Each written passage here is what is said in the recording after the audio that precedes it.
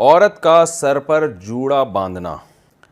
रसूलुल्लाह सल्लल्लाहु अलैहि वसल्लम ने फरमाया कि क़ुर्ब क़यामत में ऐसी औरतें पैदा होंगी कासियातुन आरियातुन, लिबास पहनने के बावजूद बरहना होंगी। और फरमाया रुऊसुहुन्ना का अस्निमतिल बुख्त, उनके सर ऐसे होंगे जैसे ऊँट के कोहान, जैसे ऊँट का कोहान उठा हुआ होता है ना, तो ऐसे सर उनके उठे हुए होंगे।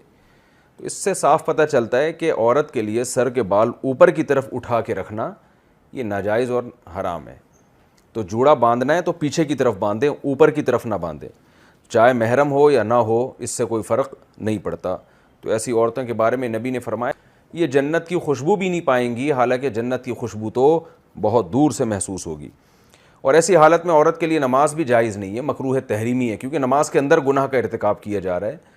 तो जब भी गुनाह के साथ नमाज पढ़ी जाती है तो उसका इआदा लाजिम होता है।